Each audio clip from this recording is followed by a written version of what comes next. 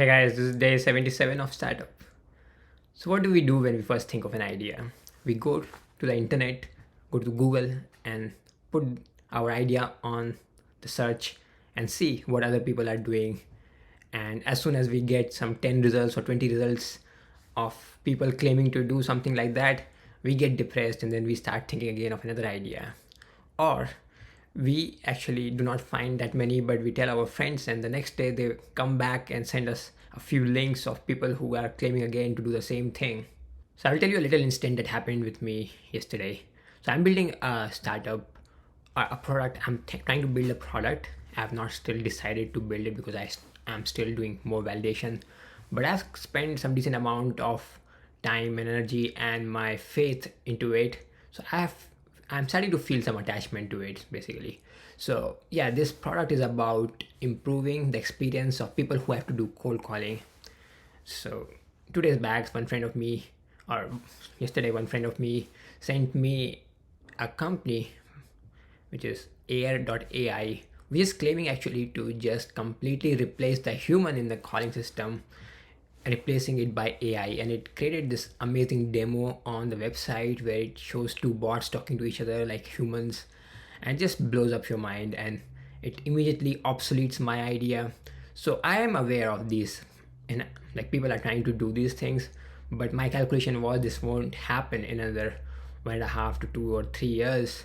So yeah, I was pretty blown away, and it did make me a little stressed because now I have to think again of something else, or maybe. So yeah, you do not want to come back to zero. But good for me, I did not give up there. I tried to find out like who are the people behind it, how much expertise they have. Can I also build the same thing?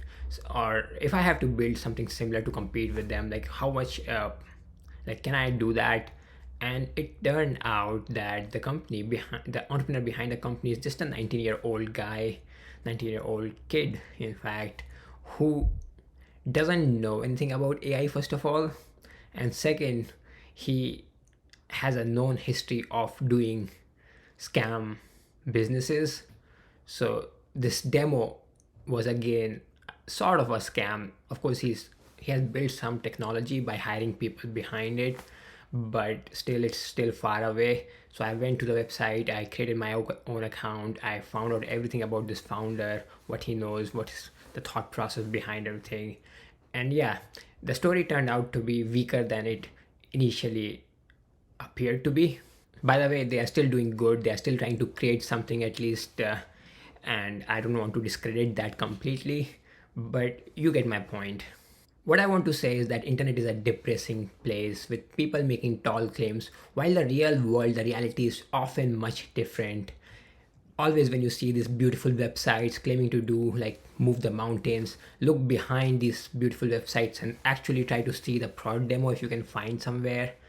Usually it's much more modest than what they claim on the website.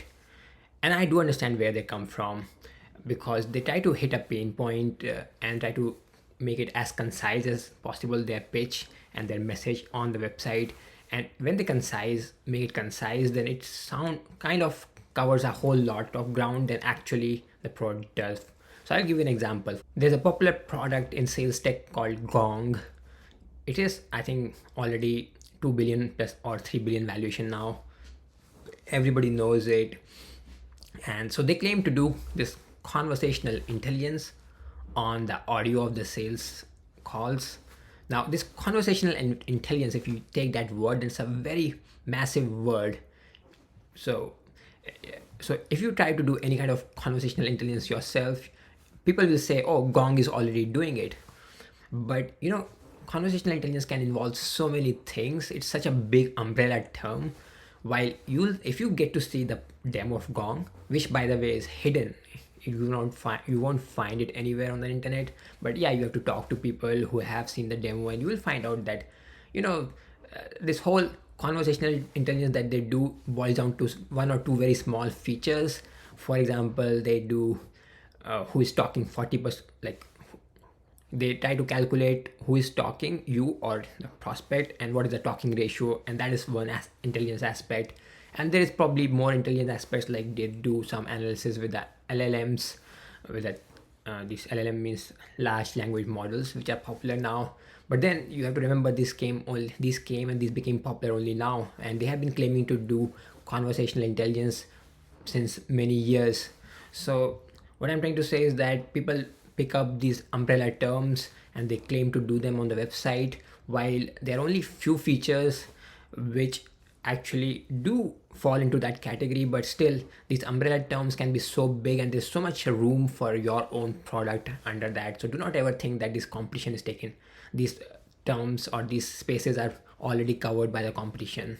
Another thing I want to tell from my own personal experience, that many of the people behind these websites are probably not even serious. Some of them are probably in high school. Some of them may be so remote that they will probably never be your competition in US market.